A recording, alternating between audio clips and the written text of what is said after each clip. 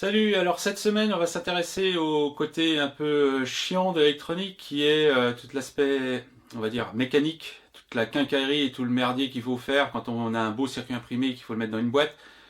Alors, on peut se contenter du minimum syndical, genre une perceuse et puis voilà, on peut faire des trous et puis on peut assembler ces trucs, ça va à peu près, mais dès qu'il faut mettre par exemple un, un sub-D de 25 broches derrière un appareil, ou un filtrage secteur qui a besoin d'une découpe carrée ou des choses comme ça. Là, l'enfer commence à un peu à appliquer et quand on a des beaux boîtiers comme ça, par exemple, ça fait un peu chier d'avoir à couper ou faire une ouverture qui a une forme particulière et puis foirer sa face avant parce que on n'est pas outillé pour. Alors on va s'intéresser un peu à ces machines qu'on peut avoir maintenant pour quelques milliers d'euros qui sont des fraiseuses, soit manuelles, soit à commande numérique, qui permettent de passer vraiment à un niveau supérieur lorsqu'on veut faire de la quincaillerie. Ça ouvre une porte sur des possibilités qui sont absolument hors d'atteinte normalement, comme pouvoir creuser des blocs pour pouvoir faire des encapsulages complets d'électronique haute fréquence ou qui sont très sensibles aux perturbations extérieures, ou pouvoir faire des belles faces avec des belles ouvertures, etc. Sans trop se poser de questions et avec une précision et répétabilité parfaite. On va aller regarder un petit peu quelques exemples sur les deux fraiseuses que j'ai sous la main, une tout à fait standard, pas chère, qui permet déjà de faire des choses, et une petite commande numérique, la SIG KX3, qu'on a acheté d'occasion et qui permet de faire déjà pas mal de choses. Alors on va aller voir un peu en quoi ça consiste et ce qu'on peut faire avec ça. Donc, nous voici dans la pièce, là où ça se passe, là où j'ai toutes les machines. Petite pièce dédiée, bon, là qui n'est pas chauffée, c'est pour ça que j'ai mis mes cheveux en plastique. Alors, avant de commencer, évidemment, la première chose auquel il faut jamais se soustraire, c'est la sécurité. On doit toujours avoir un masque, un casque anti-bruit, les protections des masques plastiques pour protéger des copeaux qui peuvent sortir. Il faut bien voir que ce sont des machines qui sont très dangereuses. Elles sont capables de blesser très fortement et il faut toujours éviter l'excès de confiance quand on commence à approcher ces machines-là. C'est le danger à force de les manipuler, le danger d'avoir confiance de plus en plus et finalement l'accident peut arriver parce que on ne fait pas attention en permanence. Donc c'est la première chose avant de commencer, de toujours avoir la notion de sécurité et toujours se protéger quoi qu'il se passe. Alors la première machine que j'utilise, c'est ici une petite fraiseuse manuelle, absolument pas à commander électriquement ou quoi que ce soit. C'est une petite machine qui vaut quelques centaines d'euros, qu'on peut trouver sous différentes références. C'est un modèle chinois qui est fabriqué pour différentes sources. Celle-là, elle vient de chez Sidermo, il y a quelques années que je l'ai. Et c'est une petite machine qui déjà permet de s'affranchir de toutes les limitations de la perceuse habituelle. Parce qu'on peut monter des fraises, on peut monter un étau et on peut faire des trous d'une taille déjà supérieure à ce qu'on peut faire avec une perceuse, des trous parfaitement centrés et parfaitement ronds. Ceux qui essayent de percer des trous de 13 pour les cinches dans de la tôle d'1 mm, dès qu'ils utilisent une perceuse, c'est certain, alors soit la tôle elle va voler à l'autre bout de la pièce, soit le trou sera triangulaire, soit les deux. Donc ça permet déjà de s'affranchir de toutes ces difficultés, style gros trous dans de la tôle, et éventuellement des fentes qu'on peut faire en bougeant la table. Hein. Donc c'est vraiment une version purement mécanique, purement manuelle, avec une petite table, s'il doit faire une quarantaine de centimètres, quelque chose comme ça. La course est relativement limitée, mais ça permet déjà de s'occuper des faces avant, ça permet de faire pas mal de choses. De toute façon, on ne pourrait pas faire autrement, dès lors que on n'a qu'une perceuse ou des choses comme ça.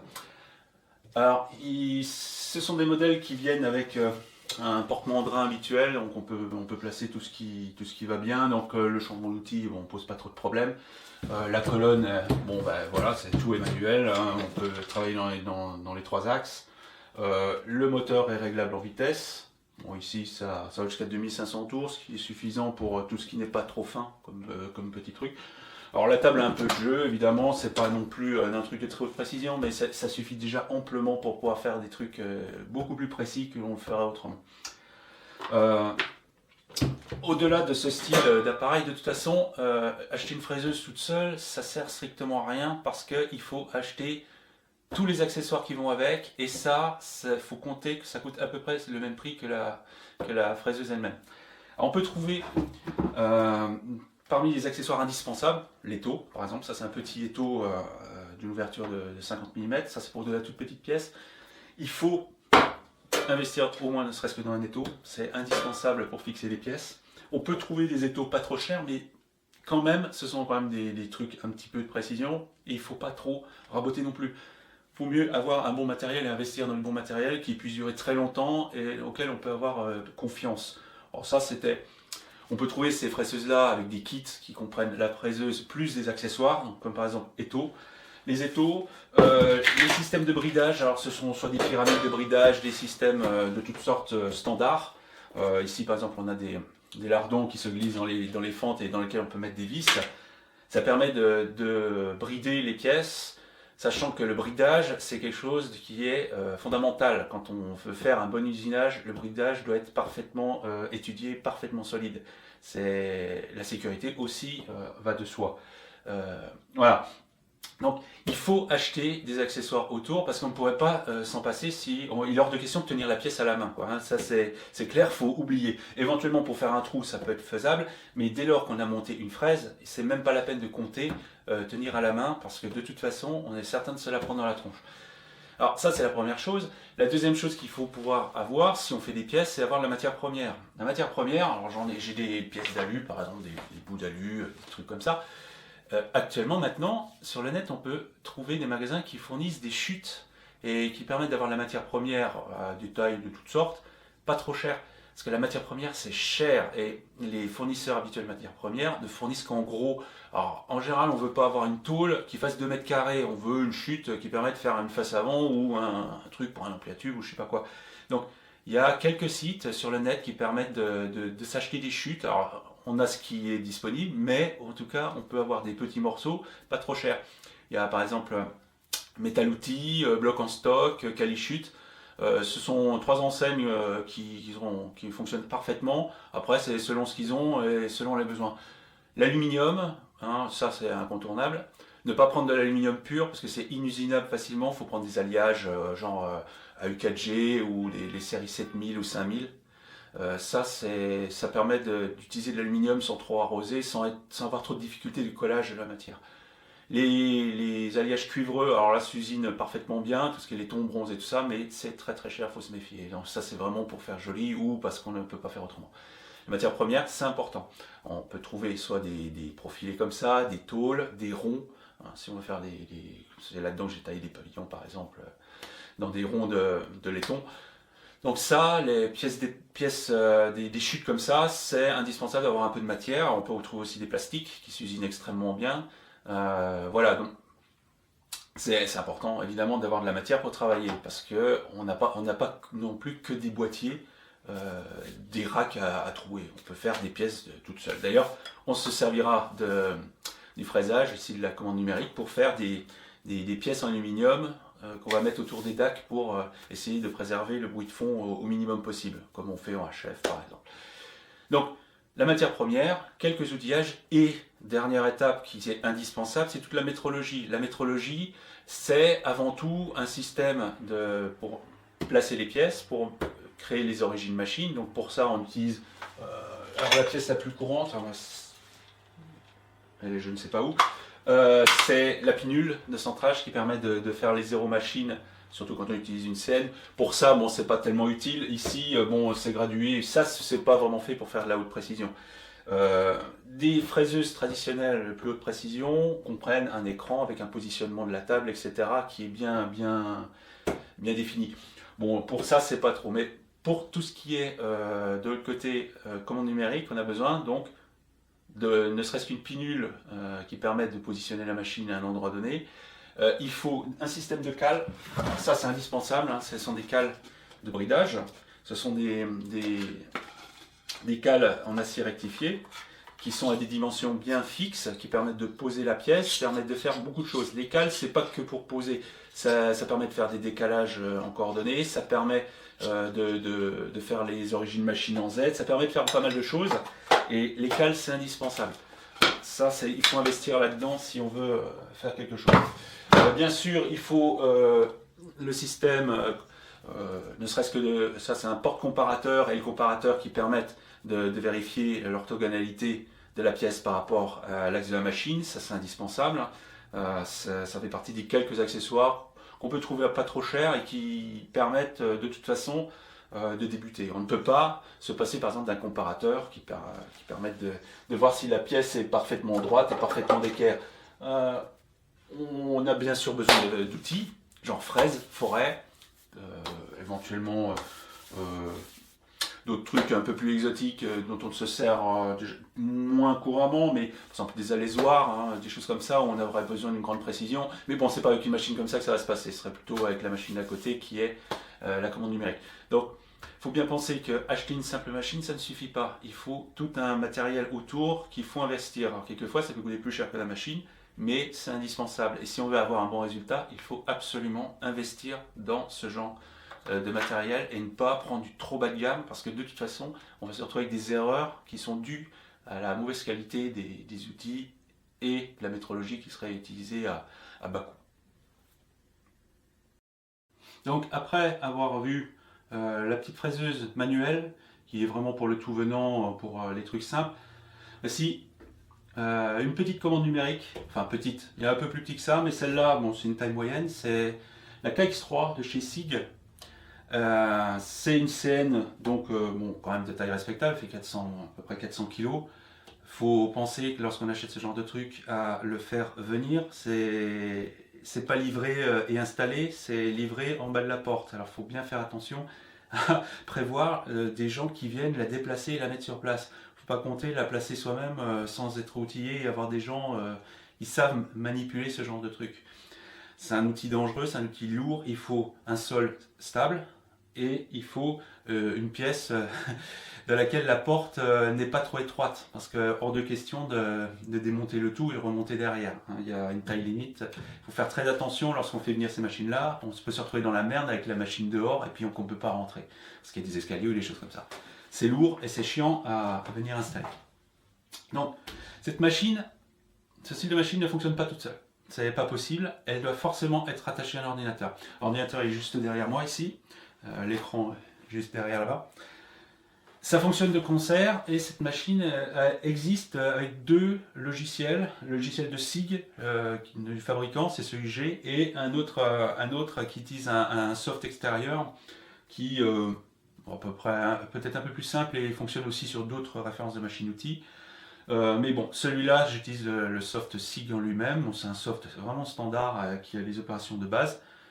C'est à la fois un logiciel qui permet la manipulation à la main de la machine, soit l'exécution de programmes machines qui ont été faits à part sur une CAO et sur un logiciel de FAO qui a généré les trajectoires. Donc ça, c'est une machine qui, pour moi, commence à être ce qui est le plus utilisable. Il existe des plus petites machines, mais les courses sont un peu insuffisantes. Celle-là a une course à peu près, j'ai calculé 280 mm en X, alors le X c'est celui-là, 140 en Y, comme ça, et 250 en Z, comme ça. Donc ça reste, il y a toujours une course en Y qui est relativement faible pour ces petites machines, mais bon, 140 ça va à peu près. Bon, après il faut faire la pièce en deux fois ou des choses comme ça. Mais cette machine a l'avantage d'avoir un bac à copeaux et avoir une table relativement large, donc on peut brider des pièces relativement grandes et faire quelque chose qui commence à être utilisable. Les plus petites machines sont vraiment limitées, c'est vraiment pour la micro-pièce. Là, on peut commencer à attaquer la pièce de mécanique standard sur de l'aluminium, des trucs comme ça, ou de la ferraille si on n'attaque pas trop. La broche, elle, une broche d'1 kW qui monte jusqu'à 5000 tours, ce qui commence à être pas mal pour pouvoir usiner en avançant relativement faiblement avec des toutes petites fraises. On peut commencer à faire des trucs assez sympas. À fond, on peut usiner jusqu'à 1,5 m par minute d'avance, travail. Bon, après, c'est selon la matière, selon les avances et les vitesses de coupe qui sont nécessaires. Mais néanmoins, c'est robuste, ça a de la puissance, ça permet d'attaquer quand même les pièces d'une manière plutôt sereine. On peut en tout cas attaquer tout ce qui est non ferreux comme ça relativement bien. Voilà. Alors, il faut... moi j'ai pris cette machine-là, l'intérieur qu'elle a, c'est qu'elle utilise le même attache, les mêmes cônes que la machine manuelle qui est à côté. Ce sont des cônes CM3. Cette machine donc, permet d'utiliser le mandrin qu'il y a sur l'autre truc. Mais ici, en général, j'utilise avec des pinces. Alors, c'est un système de pinces standard. Ici, c'est bon, c'est un peu gros hein, comme pince pour ce modèle-là, mais c'est parce que je suis tombé là-dessus et puis j'ai acheté ça. Ce sont des pinces, c'est de l'ER40. Il existe des modèles plus petits qu'il vaut mieux utiliser de l'ER25 ou des choses comme ça qui sont plus petits. Parce que l'ER40, ça commence à être gros par rapport à la machine. Mais l'avantage, c'est que bon, ici, j'ai toute l'autre pince. Ce sont des pinces qui se mettent dedans, qui sont à chaque diamètre, tous les millimètres, de 4 à, je ne sais plus combien, 26 ou quelque chose comme ça, de 4 à 26 mm, donc il y a une pince par diamètre, qui permet de fixer les outils comme ça. Donc il n'y a pas de changeur d'outil ni quoi que ce soit, c'est vraiment un outil, c'est manuel.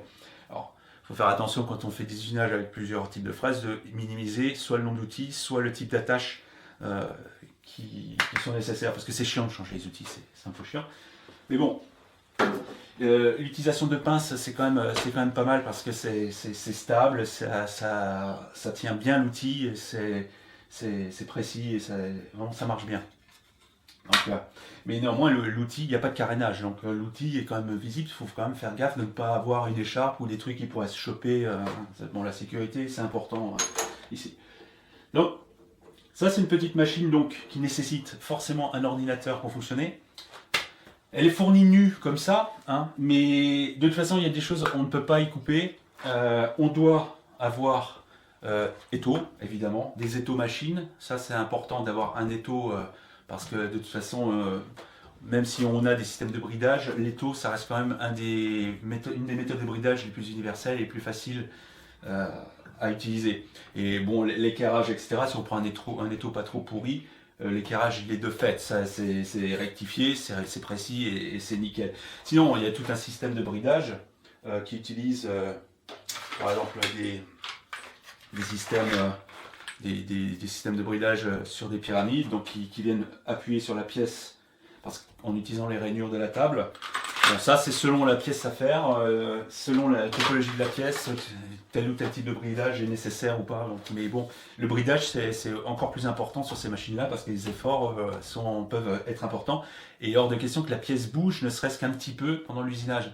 Si c'est pas assez bien bridé, ça peut, en faisant un aller-retour, bouger et revenir sans que ça se voit vraiment. Et on peut se retrouver avec des pièces qui sont fausses parce que voilà. Donc le bridage doit être super sérieux sur ces machines-là. Donc le logiciel est fourni par le fabricant, c'est un logiciel qui tourne sur Windows XP. La machine est connectée via un câble Ethernet, hein, c'est pas une liaison série ou une liaison parallèle comme ça, c'est vraiment un câble Ethernet et ça c'est super pratique parce que c'est universel et c'est plutôt robuste. Elle a un petit réservoir à huile avec une tirette manuelle pour huiler tout le système. Il ne faut pas oublier évidemment de huiler le truc parce qu'il faut que ce soit lubrifié, sinon c'est pas top. Bon, voilà, donc c'est une machine relativement robuste. Donc celle-là, il y a la tête qu'on peut avoir comme ça, et celle-là était fournie avec son support. Alors, je vais descendre la caméra, elle est complète avec sa table et son support. Voilà. Donc c'est un tout.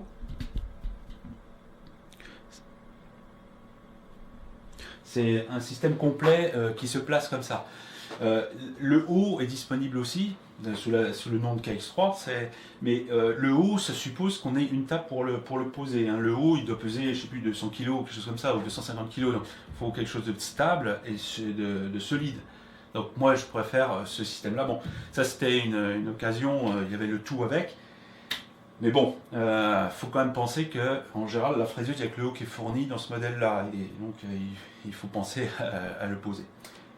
Donc, dans ce système-là, il y a des options qui sont indispensables si on veut s'en servir. La première, c'est la manivelle. La manivelle, c'est ce qui permet manuellement de faire bouger les axes de la machine. Alors, ce que je vais faire, c'est que je vais démarrer le soft, je vais démarrer la machine, je vais l'allumer, alors elle est juste... Voilà. Bon, contrairement à des grosses machines-outils qui ont des changements d'outils, des changeurs d'outils, il n'y a pas besoin d'un compresseur ou d'air comprimé pour faire les choses. Hein. Elle fonctionne toute seule. Il y a juste besoin d'une prise électrique standard et un câble réseau croisé qui va sur une carte réseau dédiée sur l'ordinateur. Donc, Il y a juste un logiciel à lancer. Et après, la machine est prête à l'emploi. Ok, donc juste un aperçu du logiciel en lui-même qui est vraiment ressemblant à une machine traditionnelle avec les coordonnées XY mécaniques, les coordonnées XY de la pièce.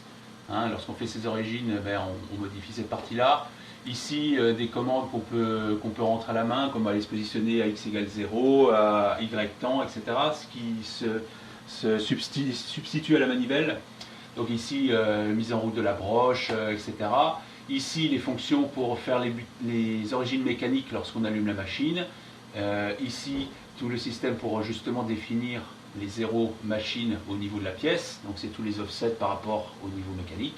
Voilà, donc tous les outils principaux à ce niveau-là. Après, le soft est assez bien conçu, il est relativement simple. Donc ça, c'est le système jog, c'est vraiment le système manivelle tel qu'il est pratiqué sur la machine-outil conventionnelle. C'est vraiment ce nom-là. Après, tout ce qui est onglet ici, c'est tout ce qui est dédié usinage automatique à partir de fichiers. Donc ici, on a soit un éditeur où on rentre ses codes machine pour les exécuter après. Ça, on ouvre par exemple un fichier quelconque. Alors ça, c'est typique d'un fichier ISO, c'est-à-dire un langage descriptif de trajectoire. M03, c'est mise en route de la broche à 4000 tours, aller se placer en rapide à telle coordonnée, ensuite descendre à Z3 en travail, et après bouger les axes les uns derrière les autres pour faire la pièce.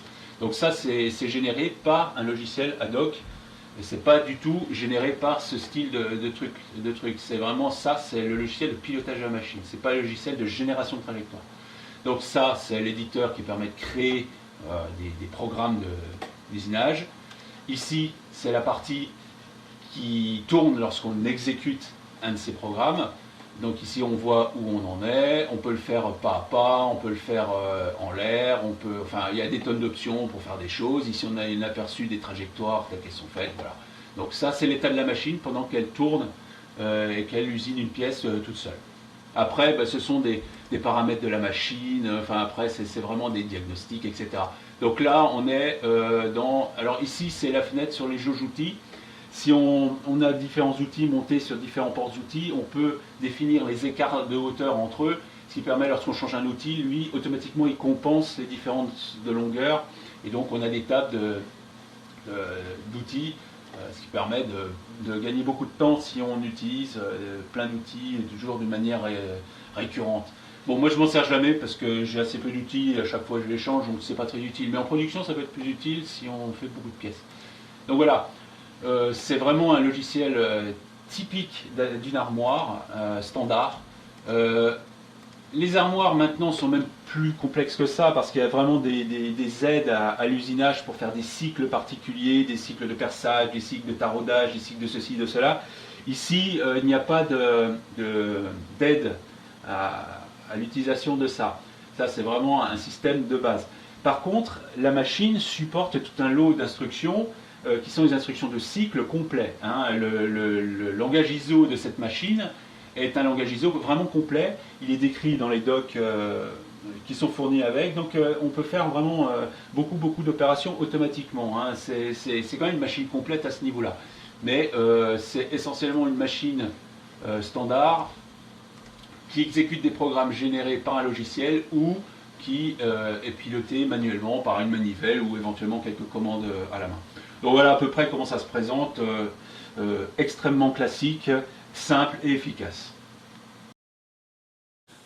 Ok, la première chose à faire quand on a ce style de machine, c'est qu'une fois qu'on la branche, il faut qu'elle retrouve ses origines mécaniques. Donc il y a un système, c'est toujours la même procédure au départ, qui permet de retrouver les origines mécaniques, les butées, pour que la machine puisse se retrouver mécaniquement. Donc là, il est en train de faire son truc. Alors ça, c'est vraiment universel pour toutes les machines-outils de ce genre. Hein. C'est vraiment une procédure normale. Alors une fois que c'est terminé, eh bien, cette machine est prête à l'emploi. Alors là, je me suis mis dans le mode manivelle. Alors la manivelle, c'est vraiment le truc qui permet de bouger la machine c'est extrêmement pratique, parce qu'on peut faire ces usinages en traditionnel avec la manivelle. Moi j'en sers extrêmement souvent comme ça, où j'ai pas besoin de faire un système avec des trajectoires outils, etc., avec une CAO. J'ai juste à, pour les cas simples, me placer à des coordonnées X, Y, Z que je vois sur l'écran, et après, placer chaque axe manuellement, et faire mes usinages comme je veux, quoi. Donc la manivelle, en fait, c'est une option, mais en fait, on ne peut pas s'en passer, quoi. C'est vraiment indispensable. Et les trois quarts du temps, en fait, les usinages que je les fais à la manivelle. Je n'ai pas vraiment besoin de faire un programme d'outils. Après, quand les pièces sont plus complexes ou quand on veut faire de la forme 3D, après, la machine, ça sert à placer la pièce, à faire les origines sur la pièce, etc. Et après, on lance l'usinage en automatique, la machine tourne toute seule. Donc, c'est une machine qui vraiment fonctionne comme les machines professionnelles qu'on trouve dans les boîtes de mécanique générale, hein. C'est exactement les mêmes, on retrouve vraiment les mêmes propriétés. Et ça, à partir du moment où on commence à avoir ça, là ici, on n'a plus du tout de limite particulière lorsqu'on veut faire des pièces, des choses, des formes, etc. On n'a plus de limite en soi. Et ça permet vraiment de pouvoir faire des projets beaucoup plus avancés, parce que la mécanique, c'est quelque chose qui finalement limite vachement une fois qu'on a fait ces circuits et tout ça. On se retrouve avec des super circuits chiadés dans une boîte avec 3 trous, parce qu'on n'a pas le matériel pour faire plus que ça. Donc ici, c'est vrai que sur ces machines-là, le positionnement, bon, c'est exactement comme en manuel. Le positionnement, il doit être fait d'équerre. On a toujours besoin de métrologie pour pouvoir faire ses origines. Alors j'ai quelques outils supplémentaires qui sont très utiles pour ça. Alors voici quelques outils que je conseille fortement d'avoir quand on fait de l'usinage. Le premier, c'est un outil qui permet de faire les origines en hauteur. Parce que autant en XY, on utilise une pinule qui vient buter sur un côté de la pièce. Je vais mettre une pièce, par exemple, je vais monter une pièce. Voici par exemple une pièce qu'on voudrait faire, qu'on voudrait usiner. Et on veut que le 0 soit dans le coin de la pièce là. Donc, en fait, on va prendre la tête, on va bouger la pièce. On va mettre une pinule ici, toucher sur le côté de la pièce ici. Et on va toucher sur le côté de la pièce ici, et puis on va dire, voilà, on est là, et puis hop, on a défini les coordonnées par lesquelles l'usinage va se faire. Mais en Z, c'est beaucoup plus chiant. En Z, faut avoir un outil de montée, déjà l'outil qu'on va utiliser, mais après, le problème, c'est que toucher la pièce avec l'outil, c'est pas toujours évident. Ça peut être, faut vraiment faire super gaffe et faire super attention. Alors, j'utilise ça parce que c'est extrêmement pratique. C'est un outil qui fait exactement 50 mm d'épais, et on appuie avec l'outil dessus, et on doit se régler à 0, et quand on est à 0, on est à 50 mm de la surface ici. Alors ça, c'est vraiment super pratique pour le Z. Pour faire les choses en Z, c'est vraiment super pratique. Ça, pareil, il y en a plusieurs sortes, mais je trouve que celui-là, il est facile à trouver, et il est précis, il marche bien. Bien entendu, je ne l'ai pas montré tout à l'heure, mais il faut des comparateurs. Alors ça, c'est un comparateur digital, mais franchement, je préfère les comparateurs à aiguille, parce que ça, c'est chiant, il faut que j'enlève la pile, enfin c'est merdique.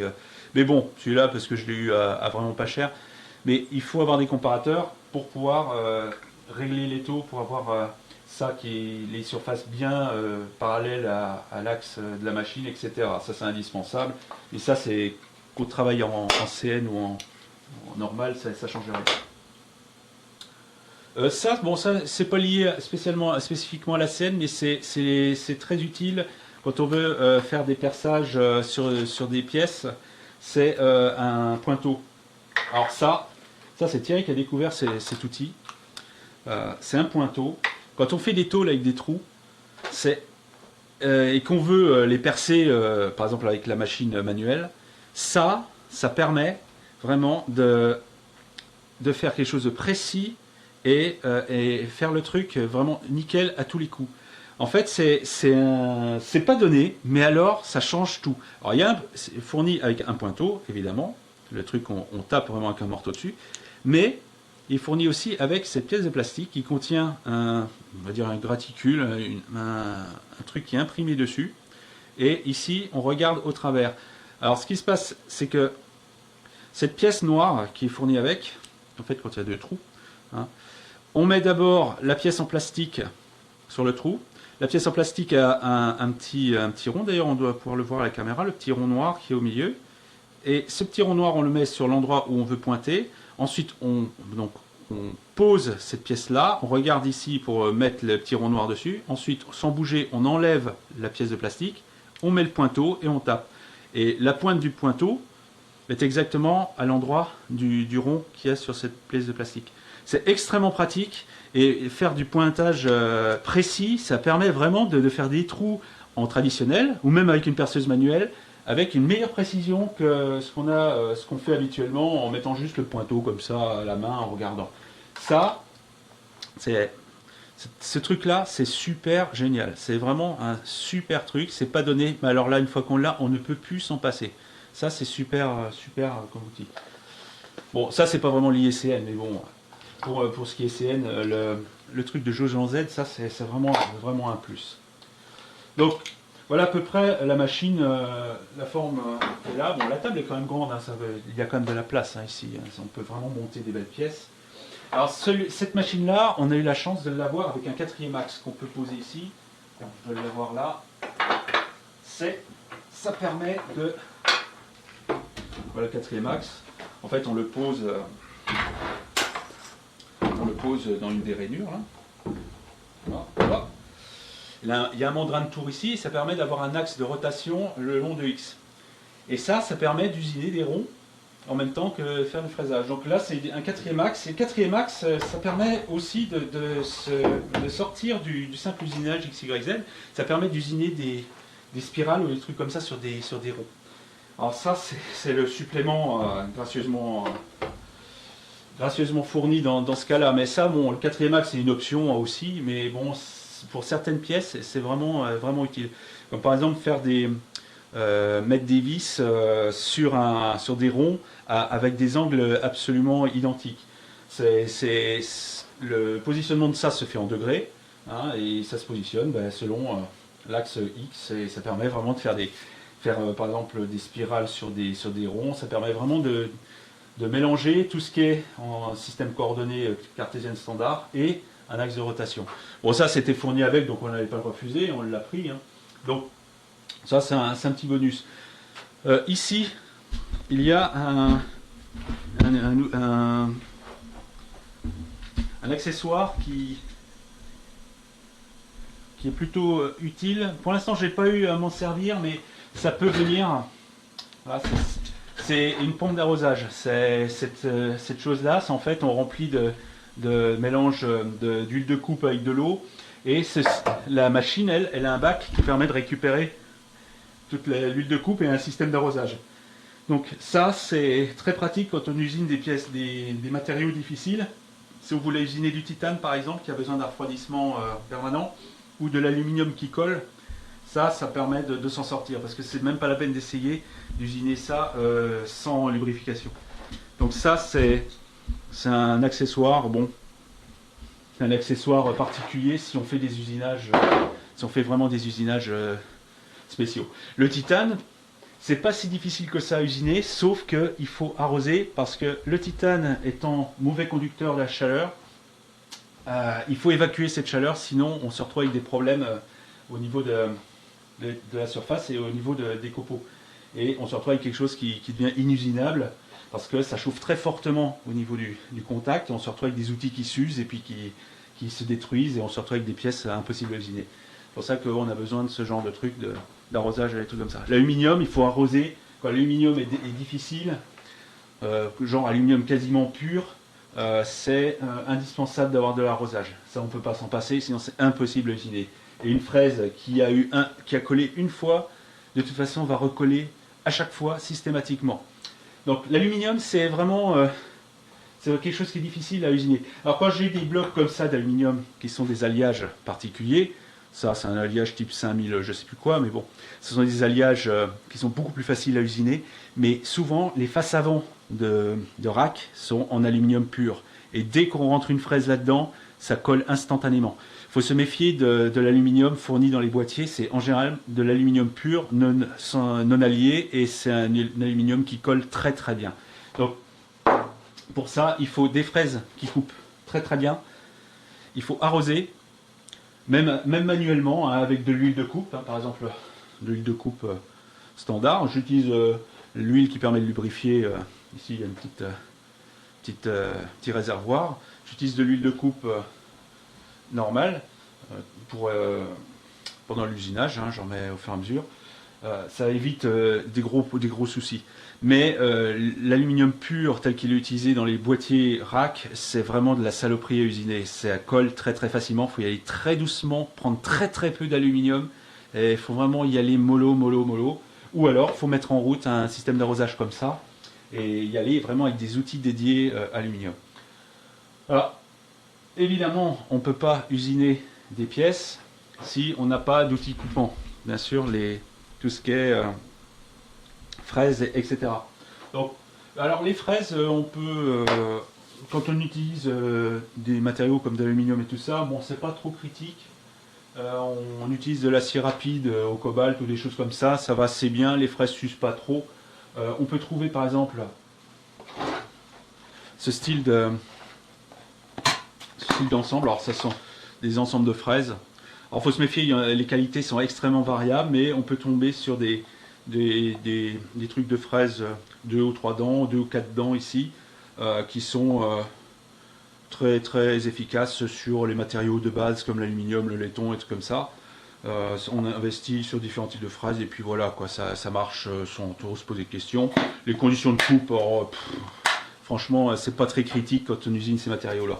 Dès qu'on rentre dans d'autres considérations, dans de l'alu qui colle, dans le titane ou dans la ferraille, là il faut vraiment prendre des outils dont on connaît les caractéristiques, les matériaux dont on connaît les caractéristiques et calculer les avances, etc. Après, faut en fait investir dans des fraises de toutes sortes, de différents diamètres. Alors ça peut être de la toute petite, hein, comme par exemple ici. Typiquement des outils difficiles à trouver. Alors ça c'est une fraise de 4 mais très longue. C'est du 4, ça doit être du 70 de long, quelque chose comme ça, en bout hémisphérique. Alors bon, il y a des fraises style fond plat, boule hémisphérique, 2, 4 dents, etc. Bon, il y a une jungle d'outils, chacun adapté à un type d'usinage particulier. Alors il faut avoir un stock de fraises de toutes sortes. Hein. Sur ces machines-là, bon, c'est vrai que sur ces machines-là, j'arrive quand même à utiliser des fraises de 20, par exemple, des grosses fraises pour faire du surfaçage, pour préparer les blocs. Mais bon, faut pas compter prendre tant que ça non plus. Hein. Dès qu'on tape dans des diamètres comme ça, la force nécessaire pour usiner augmente très très vite. Donc, en général, moi je prends 1 mm dans l'aluminium avec un diamètre de 20. Faut pas aller plus loin parce que sinon on risque de faire caler la broche et caler la machine. Ça reste quand même une machine qui est relativement petite, donc ça reste une machine assez raisonnable en taille. Mais dès que on commence à taper dans la ferraille et tout ça, il faut vraiment se méfier parce que tout de suite les forces en jeu deviennent très très importantes. Donc ça, ben voilà, c'est une petite machine CN.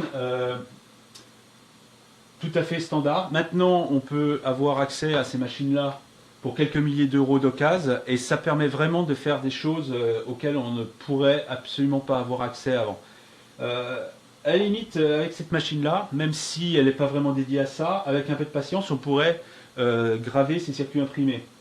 Parce que comme elle peut monter à 5000 tours, en avançant relativement lentement, avec une petite fraise, on peut quand même réussir, on peut éventuellement usiner des circuits imprimés. Mais bon, c'est pas non plus vraiment fait pour ça. Il existe des têtes haute fréquence, donc qui tournent de 30 000 ou 50 000 tours si on veut. Là, ce serait beaucoup plus utilisable dans ce contexte-là. Mais ce sont des têtes qui se mettent ici sur le côté. Ce sont des kits qu'on peut trouver sur eBay, qu'on peut mettre sur le côté là, et qui permettent d'usiner avec des toutes petites fraises, faire de la gravure, des trucs comme ça, mais qui nécessitent d'avoir beaucoup de tours pour pouvoir éviter de cramer la fraise ou d'avancer au moins à une vitesse raisonnable. Donc voilà à peu près un aperçu de la machine. Donc dans nos projets, on va s'en servir dans certains contextes, faire les boîtes évidemment, mais aussi faire certains usinages pour certains montages qui seraient plutôt délicats à faire à la main avec une perceuse ou quelque chose comme ça. Donc ça, si on a la possibilité d'investir dans ce genre de truc, c'est certain qu'on passe vraiment dans un tout autre univers. Et je rappelle quand même que ça coûte le prix d'un capsecteur de chez Transparent Audio, hein, et on fait quand même autre chose avec ça. Bon, juste un petit tour de la machine, voir là, ici je suis à l'arrière, ici bon, ben, c'est toutes les connexions des moteurs, des 3 moteurs, l'interrupteur de marche-arrêt, les systèmes de lubrification avec la réserve d'huile. Donc c'est une tirette manuelle qu'il faut faire de temps en temps. Voilà, donc ici protection des axes métalliques, contrairement à d'autres qui ont des trucs en plastique. Ici, ça ce sont des vrais glissières standards. Ici, voilà. Donc là, c'est la tête normale, la table avec son étau. Donc on voit le bac à copeaux complet, hein, qui contient tout. Donc la table, elle, est relativement haute et elle contient toute l'électronique de pilotage, le support manivelle, entrée réseau. Et donc là, ici, en fait, toute la partie pilotage est ici. Voilà. Donc on voit le système gros transformateur là. Vraiment, il est vraiment très gros, avec un filtrage de bonne qualité. Voilà, donc c'est un transformateur de 800 VA, hein, c'est quand même déjà un gros truc, hein. Donc ici, les unités de commande des moteurs Papa. Ici, il y a 4 unités, donc il est capable de piloter 4 axes, avec le 4e axe en option. Okay, donc voilà, ce sont des unités de pilotage Yako, hein, pour moteur Papa, des trucs standards. Ici, donc alimentation, transformateur, gros transfo. Ici, la logique. Ça, c'est toute la logique de pilotage. C'est là que rentre le réseau, c'est là que rentrent toutes les parties numériques standards. Ça, c'est toute la partie puissance. Là, une alimentation à découpage pour toute la partie électronique, évidemment. Les condensateurs, beaux condensateurs de filtrage, pompe diode bien montée. Alors là, on voit tout de suite ce qu'est un montage industriel. Ça doit être du matériel chinois. Là, on est dans la norme industrielle. Donc, pas de fil soudé directement sur les circuits, que de la fixation par des cosses et par des bien repérés, avec de la gaine thermo partout sur les trucs. C'est extrêmement sérieux, extrêmement sobre. Il n'y a rien de superflu. Tout est parfaitement rangé, toronné. Ici, on voit les rangements qui sont faits de tous les fils qui vont piloter les moteurs Papa.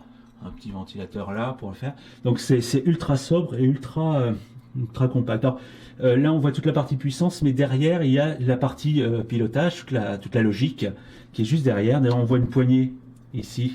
En fait, le tout s'enlève et derrière, il y a toute la partie pilotage d'où viennent ces câbles-là qui vont derrière. Donc voilà, ici tous les systèmes de disjoncteurs, etc., les protections. Voilà, c'est extrêmement rationnel, extrêmement clair, précis. Le plug and play, c'est-à-dire un étage ici saute, ben on l'enlève, on le remplace par un autre. Ce sont des systèmes standards qu'on trouve un peu partout. Voilà, donc c'est quand même extrêmement bien foutu. Ça a l'air d'être fiable en soi. Ça ne pose pas de soucis. C'est plutôt rassurant comme système.